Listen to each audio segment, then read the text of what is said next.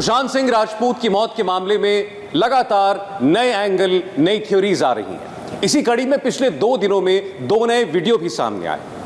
पहला video 39 second का है और इसका एक एक फ्रेम आपको बहुत गौर से देखना चाहिए। दूसरा वीडियो 100 सेकंड से कुछ थोड़ा सा लंबा है और यह वीडियो अपने आप में बहुत रहस्यमयी है।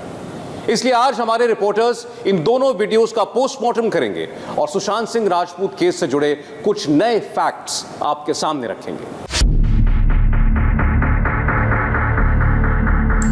सुशांत के 2 नए वीडियो, सुशांत की मौत की 2 नई थ्योरी। पहला वीडियो, छत पर सुशांत सिंह राजपूत बैठे हैं। दूसरा वीडियो अंदर का है, जहां व्हाइट बोर्ड पर सुशांत सिंह राजपूत कुछ लिख रहे हैं। क्या इन वीडियोस का सुशांत की मौत से कोई कनेक्शन है? क्या सुशांत की मौत की मिस्ट्री को ये वीडियो खोलकर सामने रख सकते हैं? दोनों वीडियोस की एक एक डिटेल बताएंगे, एक एक फ्रेम देखेंगे, फिर जाकर आपको एकदम परफेक्ट ऑथेंटिक इन्वेस्टिगेशन समझाएंगे।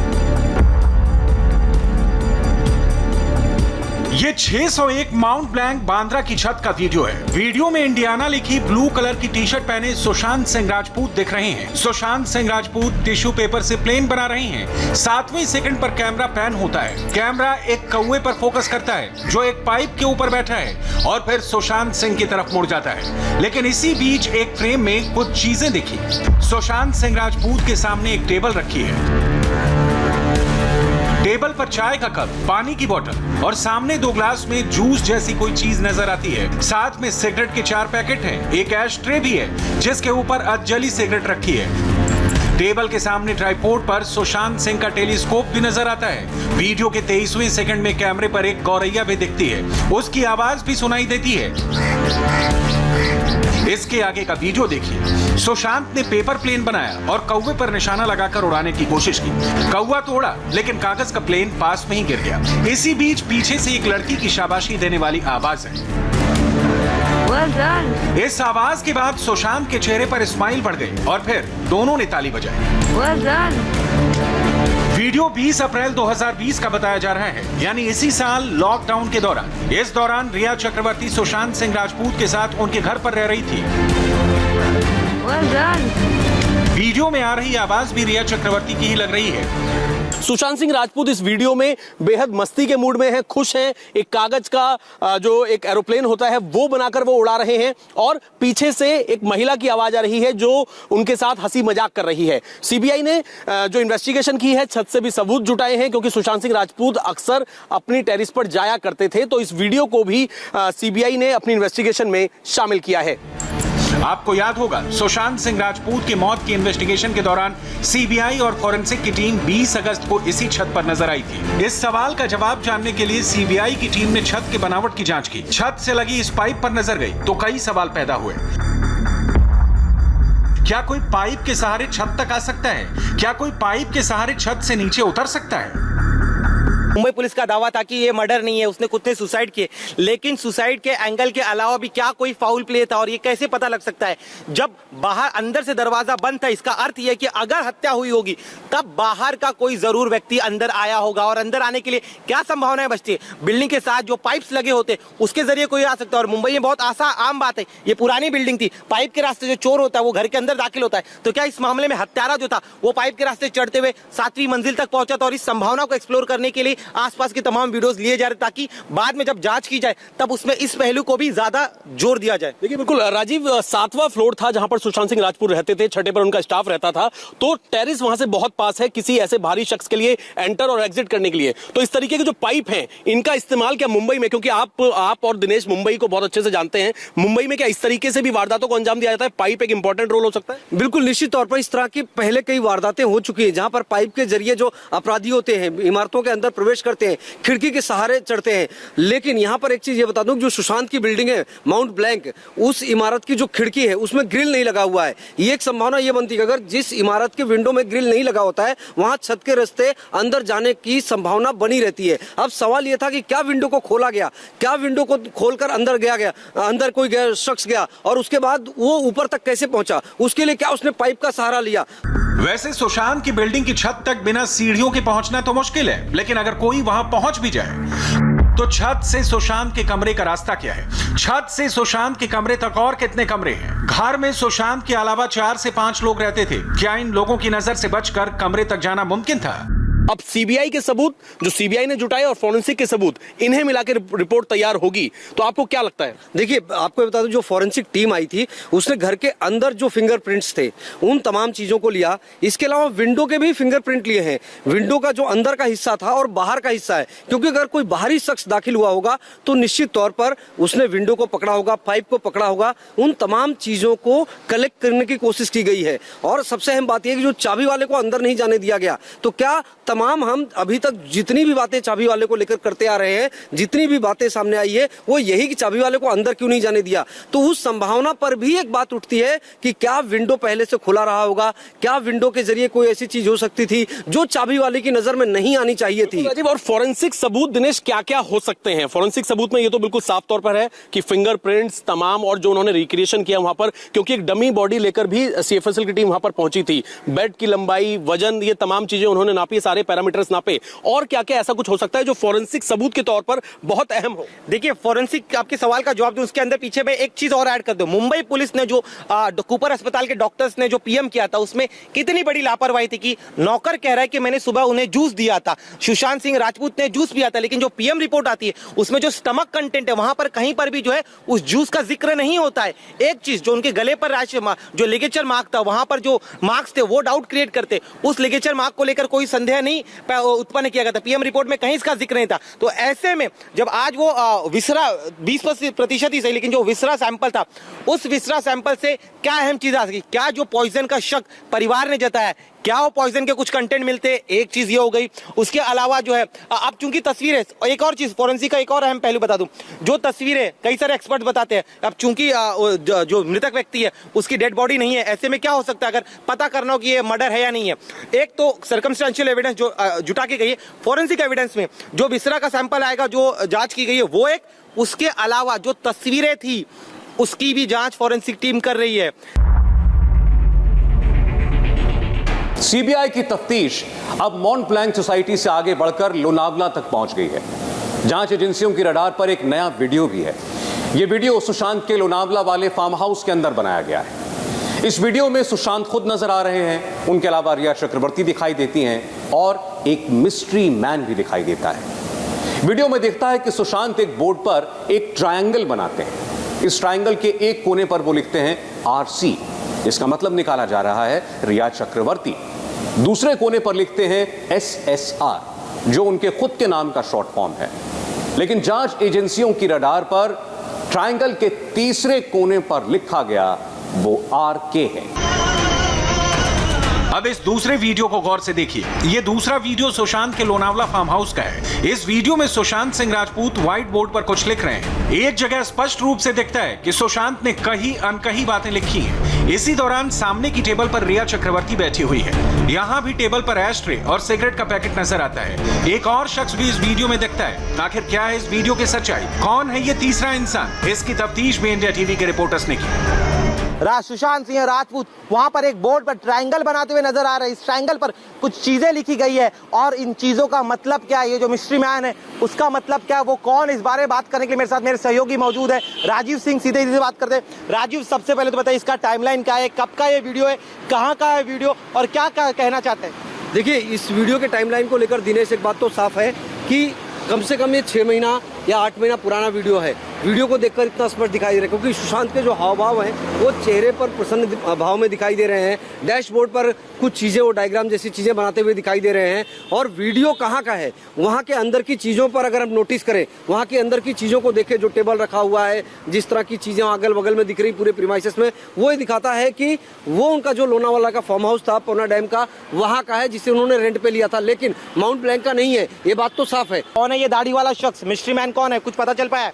देखिए, सुशांत केस में कई बार इस तरह की मिस्ट्री आती रही है। इसके पहले एक मिस्ट्री गर्ल की बात आई थी, बाद में उसके बाद अब ये मिस्ट्री मैन की बात सामने आई है इस वीडियो के जरिए। हालांकि इस मिस्ट्री मैन की पड़ताल हो चुकी है, एजेंसीज ने उसको आइडेंटिफाई कर लिया है, उसको रिवील नहीं किया जा रहा है। उसके पीछे एजेंसीज की अपनी थ्योरी है, क्योंकि अभी इन्वेस्टिगेशन दिनेश चल रहा है। एक चीज बता दूं, इस वीडियो की परत दर परत हर एक फ्रेम बाय फ्रेम हमने देखी, और इसमें क्या नजर आता है?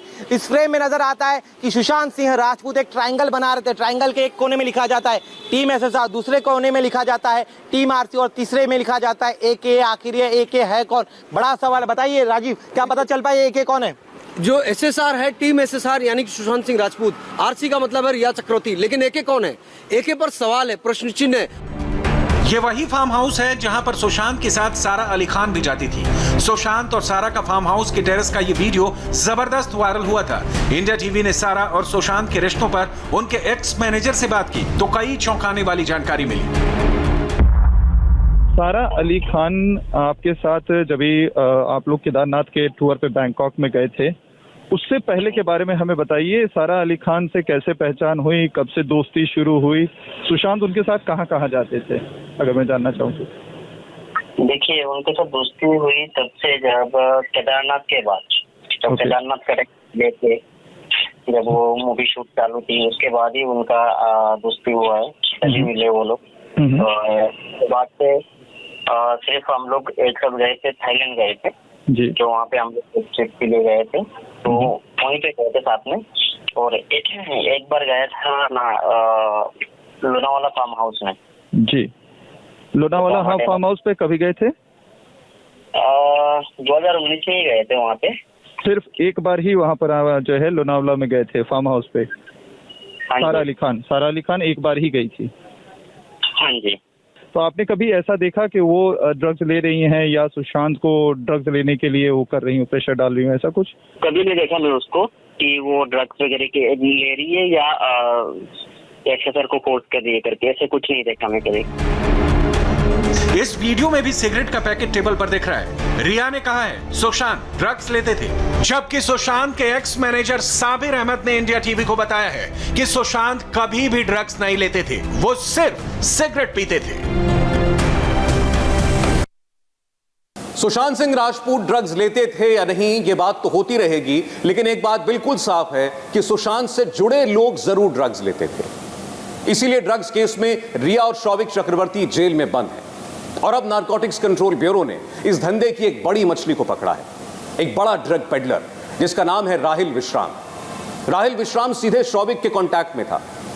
एनसीबी का कहना है कि ड्रग सिंडिकेट के टॉप बॉस से सीधे संपर्क में रहता था राहिल। इसके अलावा उसे ड्रग्स भी ड्रग सिंडिकेट के इस बॉस से ही मिलती थी। एनसीबी को अब तक पूछताछ में यह पता चला है कि ड्रग्स की दुनिया का यह बिग बॉस बॉलीवुड से ही ताल्लुक रखता है। अब बस एनसीबी को इंतजार है ड्रग्स के इस बिग बॉस के नाम के खुलासे का। बॉलीवुड में ड्रग्स गैंग का बॉस कौन?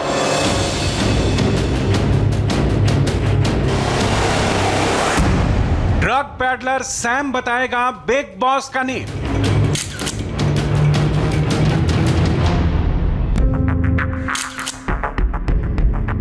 सुशांत केस में जांच की आंच अब बॉलीवुड के बड़े नामों तक पहुंचने वाली है। ड्रग केस की जांच कर रहे नारकोटिक्स कंट्रोल ब्यूरो ने ड्रग सिंडिकेट के एक ऐसे वजीर को गिरफ्तार किया है जिसका कनेक्शन सीधे इस धंधे के बादशाह से है। राहिल नाम के इस ड्रग पैडलर की गिरफ्तारी को एनसीबी एक अहम कामयाबी मान रही है। राहिल इस गैंग का कितना बड़ा गुर्गा है, इसका सबूत इसी बात से मिल जाता है कि एनसीबी की टीम गुरुवार से लेकर शुक्रवार तक राहिल और उसके ठिकानों पर रेड मारती रही। सुशांत केस की जांच में यह पहला मौका है जब किसी एक ड्रग पैडलर के ठिकानों पर एनसीबी ने 2 दिन तक छापेमारी की कार्रवाई की है। तब जाकर कल वर्सोवा की आगा खान बाग हाउसिंग सोसाइटी से राहुल को गिरफ्तार किया गया। नारकोटिक्स कंट्रोल ब्यूरो ने राहिल नाम के जिस ड्रग पैडलर को गिरफ्तार किया है, जिसको लेकर ये दावा किया जा रहा है कि वो अब तक का सबसे बड़ा ड्रग पैडलर है, वो मुंबई के वर्सोवा इलाके में ये आगा खान सोसाइटी में रहता है। इस तरह की जानकारी जो है नारकोटिक्स कंट्रोल ब्यूरो की तरफ से दी गई है। ये बेहद पॉश इलाके में मौजूद है, मुंबई के वर्सोवा इलाके में। राहिल के बारे में जो जानकारी मिली है बेहद चौंकाने वाली है। राहिल जो है फिल्म इंडस्ट्री के जो ए ग्रेड के सितारे थे उनके संपर्क में था, डायरेक्टली उन्हें जो है ड्रग सप्लाई किया करता था। ऐसे में आने वाले दिनों में कई बड़े रहस्य से पर्दा उठ सकता है। एनसीबी के सोर्सेज से अब तक जो जानकारी मिली है उसके मुताबिक राहिल विश्राम इस ड्रग रैकेट का बहुत शातिर खिलाड़ी था। ड्रग की सप्लाई के लिए उसने अपना अलग कोड नेम रखा था। बॉलीवुड की सेलिब्रिटीज के बीच वो सैम ड्रग अंकल के नाम से मशहूर था। राहिल और सैम ड्रग अंकल बॉलीवुड के ए लिस्ट स्टार्स के डायरेक्ट कांटेक्ट में था। बॉलीवुड में ड्रग सप्लाई करने की मॉडस ऑपरेंडी ही ये है कि बड़े स्टार अपने किसी भरोसेमंद ड्रग पेडलर के जरिए ही ड्रग मांगते हैं। खुद ड्रग पेडलर को कॉल या उससे चैट नहीं करते। इन्हीं सितारों को राहिल ड्रग सप्लाई करता था। सूत्रों के मुताबिक राहिल ने अब तक की पूछताछ में एनसीबी को बताया है कि वो जिस शख्स के लिए काम करता है उसे सब बॉस के नाम से जानते हैं। अब तक की जो जानकारी आई है उसके मुताबिक राहिल का ये बॉस बॉलीवुड से ही जुड़ा है। सबसे अहम, इस राहिल का बॉस कौन है जो बड़े पैमाने पर ड्रग सप्लाई करता है? हमारे साथ मेरे सहयोगी राजीव, उनसे बात करते हैं। राजीव, मैं आपसे जानना चाहूंगा, आप काफी करीब से इस पूरे मामले को देख रहे हो, खास तौर पे राहिल का बॉस कौन है? आज यही सवाल सबके सामने। बिल्कुल, राहिल का बॉस कौन है दिनेश, इस चीज को अब खंगालने का काम चल रहा है। हालांकि राहिल के बॉस की जानकारी एनसीबी की टीम को मिल चुकी है, क्योंकि लगातार 24 घंटे तक राहिल को लेकर रेड चलती रही। इस दौरान 5 लोग गिरफ्तार किए गए और इन 5 पेडलर से लगातार पूछताछ की गई, तब राहिल के बॉस की जानकारी मिली। लेकिन राहिल का बॉस कौन है? हमें जो जानकारी मिली उसके मुताबिक वो फिल्म इंडस्ट्री से जुड़ा हुआ शख्स है, जो कि राहिल को पूरी तरह से ऑपरेट करता है, जिसका फिल्म इंडस्ट्री में ए ग्रेड एक्टर जो हैं उनको ड्रग सप्लाई करने का काम है। राहिल अपने इसी बॉस के कहने पर बॉलीवुड के सेलिब्रिटीज को मलाना क्रीम सप्लाई करता था। बॉलीवुड में ड्रग्स की सप्लाई के लिए हमेशा कोड वर्ड्स का ही इस्तेमाल किया जाता है। रिया और शौविक चक्रवर्ती मामले में अब तक की जांच में जो सामने आया है उसके मुताबिक मैरी जुएना जैसी ड्रग्स के लिए भी बर्ड और डूबी जैसे कोड वर्ड्स का इस्तेमाल किया जाता था। इसका मकसद ये होता था कि अगर गलती से कभी चैट लीक हो जाए तब भी ड्रग्स का शक ना हो। एनसीबी सूत्रों के मुताबिक इसी तरह पकड़े जाने के डर से बचने के लिए बॉलीवुड सेलिब्रिटीज ड्रग्स के लिए मलाना क्रीम शब्द का इस्तेमाल करते थे। अब एनसीबी ये पता करने की कोशिश कर रही है कि ये मलाना क्रीम आखिर है क्या। मलाला क्रीम क्या? देखिए, जब से खबर सामने आपने ब्रेक की, हमारे इंडिया टीवी पे हम लगातार दिखा रहे, लोगों के मन में हमने कई सारे ड्रग्स का नाम सुना, लेकिन पहली बार ऐसा है। मलाला क्रीम ड्रग, ये क्या होता है, इस बारे में थोड़ा सा बताइए, और कहां से ट्रांसपोर्ट किया जाता है, कैसे यहां पर आता है? देखिए, इनको पार्सल में ट्रांसपोर्ट किया जाता है, ट्रेन के रूट के जरिए आती है या फिर प्राइवेट व्हीकल के जरिए आता है। पार्सल रूप में इसे मुंबई लाया जाता है और छोटे छोटे जो सप्लायर होते हैं इनके जरिए इंडस्ट्री में पूरी की पूरी एक चैन बनी हुई है। पूरा वो जो चैन है वो टीवी इंडस्ट्री और फिल्म इंडस्ट्री के लोगों को टारगेट करती है। जो मलाला क्रीम की आप बात कर रहे हैं, ये बेहद हाई क्वालिटी होता है। इसका एक अलग तरह का नशा होता है, इसमें एक अलग तरह की खुमारी होती है इसको लेने के बाद में। इसीलिए हिमाचल से इसे मुंबई खास तौर पर फिल्म इंडस्ट्री के लोगों में सर्कुलेट करने के लिए लाया जाता है। राहिल की गिरफ्तारी अनुज और करमजीत की निशानदेही पर हुई है। एनसीबी जानती है कि यह केस बहुत हाई प्रोफाइल है, इसीलिए वो स्टेप बाय स्टेप आगे बढ़ रही है, बहुत फूल प्रूफ तरीके से एक एक कदम आगे बढ़ा रही है। एनसीबी ये चाहती है कि जब भी वो अदालत में इस केस में गिरफ्तार लोगों के खिलाफ चार्जशीट दाखिल करे तो उसका केस इतना मजबूत हो कि वो कोर्ट में स्टैंड कर सके, कोर्ट में टिक सके। एनसीबी राहिल को भी ग्रिल कर रही है। एनसीबी को पता चला है कि राहिल का बॉस फिल्म इंडस्ट्री से ही ताल्लुक रखता है और इंडस्ट्री में मलाना क्रीम का सबसे बड़ा सप्लायर भी है।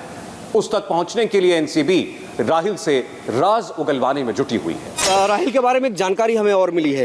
राहिल दरअसल उसका फिल्म इंडस्ट्री का नाम सैम है। ये पहली बार हमने अपने चैनल पे ये जानकारी दी। राहिल को ड्रग्स की दुनिया में सैम के नाम से जाना जाता है, चूंकि सैम अपने आप में एक ऐसा नाम है जो कि फिल्म इंडस्ट्री में हमने कुछ ऐसे कैरेक्टर देखे हैं सैम अंकल के जो बेहद फेमस रहे हैं, और यही सैम अंकल बनकर राहिल जो है ड्रग्स के इस पूरे कारोबार को चला रहा है। अब सवाल होता है कि सैम के और कितने प्यादे हैं और खुद इसका बॉस कौन है, जिसके बारे में ये कहा जा रहा है कि वो इंडस्ट्री से ताल्लुक रखता है। सुशांत केस में ड्रग एंगल की जांच कर रही एनसीबी इस केस में अब तक 22 लोगों को गिरफ्तार कर चुकी है। इसमें रिया और शौविक चक्रवर्ती के अलावा करमजीत आनंद, सूर्यदीप मल्होत्रा, अब्दुल बासित, जैद विलात्रा, सैमुअल मिरांडा, दीपेश सावंत और कैजान इब्राहिम जैसे लोग शामिल हैं। सिर्फ राहिल विश्राम की गिरफ्तारी के बाद से ही उसकी निशानदेही पर एनसीबी ने नोनथोंग लोथा, जयचेतन रायचेरा, रोहन तलवार और विशाल साल्वे को अरेस्ट किया है। एनसीबी के मुताबिक उसके पास इन लोगों के खिलाफ पुख्ता सबूत है। चूंकि हम लगातार बता रहे कि जितने बड़े नाम आ रहे, जो लिस्ट बनाई है एनसीबी ने तमाम ए लिस्टर्स की, इतना आसान नहीं होगा उनके गिरबां तक हाथ डालना। तो ऐसे में क्या क्या सावधानी बरत रही, क्या क्या प्रूफ बना रहे और कौन सा कच्चा चिट्टा तैयार किया जा रहा है, ताकि जब भी इन ए लिस्टर्स पर हाथ डालना होगा, जब भी इन्हें बुलाना होगा, तब सारी तैयारी होनी बहुत जरूरी है। बिल्कुल, देखिए जो इस तरह के ड्रग्स के केसेस होते हैं, नार्कोटिक्स के केसेस होते हैं, इसमें आमतौर पर बयानों के आधार पर भी गिरफ्तारी होती है। लेकिन चूंकि सेंट्रल एजेंसी इंक्वायरी कर रही है दिनेश, ये समझना बेहद जरूरी है। सेंट्रल एजेंसी जब इंक्वायरी कर रही है एनसीबी की, तो वो बाकायदा उन सबको तो इकट्ठा कर रही है, जैसे उनका ट्रांसपोर्टेशन मोड क्या था, किस तरह से वो एक दूसरे के संपर्क में हुआ करते थे, चाहे सोशल मीडिया के जरिए व्हाट्सएप चैट हो, फोन कॉल हो, उनके सीडीआर निकाले जा रहे हैं। खास बात यह है कि इस केस में गिरफ्तार किए गए ज्यादातर ड्रग पैडलर्स की तरह राहिल भी रिया के भाई शौविक चक्रवर्ती के संपर्क में था। वो छोटे कलाकारों से लेकर बॉलीवुड के ए ग्रेड स्टार्स को ड्रग की सप्लाई करता था। एनसीबी को इस बात का पूरा भरोसा है कि राहिल की गिरफ्तारी और उससे पूछताछ के बाद कई बड़े सितारों के चेहरे से नकाब हट सकता है। इसके साथ ही एक सवाल यह भी उठता है राजीव कि आखिर इस सैम, शौविक और रिया का कनेक्शन क्या है, आखिर कैसी ये तिकड़ी जो है एक साथ मिली हुई, कैसे ड्रग सिंडिकेट में तीनों एक दूसरे के साथ जुड़े हुए हैं। बिल्कुल, देखिए जो राहिल उर्फ सैम गिरफ्तार हुआ है, इसका सुशांत सिंह केस से सीधे तौर पर वास्ता है और इसीलिए जो सुशांत वाला केस रजिस्टर्ड हुआ है ड्रग्स वाले एंगल में, उस ड्रग्स वाले एंगल में इस केस को जोड़ा गया है। बाकी के जो राहिल के साथ में गिरफ्तार किए गए हैं ये अलग पेडलर हैं, इनको अलग केस में लिस्ट किया गया है। और ये सुशांत के केस में रिया चक्रवर्ती के साथ में इसका कनेक्शन इस तरह से है क्योंकि ये खुद डायरेक्टली शौविक चक्रवर्ती और रिया चक्रवर्ती को ड्रग सप्लाई करता था, उसकी भी पेमेंट रिया चक्रवर्ती करती थी। और ये करमजीत के बयान से, अंकुश सरंजा के बयान से नाम आने के बाद गिरफ्तारी हुई ऐसा नहीं है। उनका जब सीडीआर निकाला गया, उनके भी व्हाट्सएप चैट खंगाले गए, क्योंकि दिनेश आप भी जानते हैं जो चीजें मीडिया में आई है, जो चीजें बाहर आ गई है कि इतने चैट हैं, ऐसा ही इतना ही चैट एजेंसी के पास ऐसा नहीं है, उनके पास साल भर का पूरा पुलिंदा है, चैट का पुलिंदा है। उसी के बाद ये तीनों का कनेक्शन सामने आने के बाद ही जो है ये पूरी गिरफ्तारी हुई। राहिल की गिरफ्तारी मुंबई के वर्सोवा इलाके से हुई। गिरफ्तारी के वक्त उसके पास से 928 ग्राम चरस और 4,36,000 रुपए नकद बरामद हुए हैं। वर्सोवा और अंधेरी का इलाका बॉलीवुड के B grade actors, TV stars और स्ट्रगलिंग एक्टर्स का गढ़ है। इनके बीच भी ड्रग्स का काफी चलन है। एनसीबी का मानना है कि राहिल की गिरफ्तारी से ड्रग रैकेट की पूरी चेन का पर्दाफाश करने में कामयाबी मिलेगी, क्योंकि राहिल ना सिर्फ ड्रग के बिग बॉस के संपर्क में था, बल्कि वो बहुत बड़े पैमाने पर सितारों को ड्रग सप्लाई भी करता था। आखिर वेस्टर्न सबब को ही क्यों टारगेट किया जाता है? क्या ऐसी वहाँ पर क्या क्या खूबियाँ या खामियाँ या फिर क्या वीकनेस है जिसकी वजह से इंडस्ट्री के जो लोग हैं वहाँ पर ड्रग का सेवन करते हैं और जो पेडलर्स है, सप्लायर है, वो वेस्टर्न मुंबई को हथियार बनाते हैं? बिल्कुल, देखिए अगर हम मुंबई के वेस्टर्न मुंबई को पूरी तरह से देखें, अंधेरी में लोखंडवाला, जुहू, वर्सोवा, 4 बंगला, 7 बंगला, उसके बाद हम सांता क्रूज जाते हैं, खार, बैंड्रा, ये मुंबई का सबसे पॉश एरिया माना जाता है। 80-90% जो फिल्मी सितारे हैं, चाहे वो टीवी इंडस्ट्री के लोग हों, चाहे फिल्म इंडस्ट्री के लोग हों, इन्हीं इलाकों में बसते हैं, यहीं पर उनका घर है और उसके बाद में यहीं उनके ऑफिसेस होते हैं। जहां से अंकुश सरंजा की गिरफ्तारी हुई, जहां से करमजीत की गिरफ्तारी हुई और जहां से वर्सोवा में अभी राहिल की गिरफ्तारी हुई, ये वो 3 इलाके हैं जहां पर बड़े पैमाने पर प्रोडक्शन हाउसेस हैं। यहाँ पर टीवी इंडस्ट्री में काम करने वाले लोग जो होते हैं, स्ट्रगलर जो होते हैं, उनका हमेशा आना जाना होता है, एक दूसरे के संपर्क में रहते हैं और यही वजह है कि पैडलर का भी वहीं पर कनेक्टिविटी ज्यादा है जहां पर इस इंडस्ट्री के सितारे ज्यादातर रहते हैं। लेकिन फिलहाल एनसीबी का फोकस ड्रग्स गैंग के उस बॉस पर है जो बॉलीवुड से ही ताल्लुक रखता है। हालांकि इसके साथ ही एनसीबी का यह भी मानना है कि ड्रग गैंग का ये बॉस गिरफ्तारी से बचने के लिए मुंबई के अलावा गोवा, ठाणे या नवी मुंबई कहीं भी छिपा हो सकता है। एनसीबी को इस बात का भरोसा है कि अगर एक बार बॉस शिकंजे में आ गया तो फिर इस सिंडिकेट के गुर्गों को पकड़ना ज्यादा मुश्किल नहीं होगा। और अब एलएसी से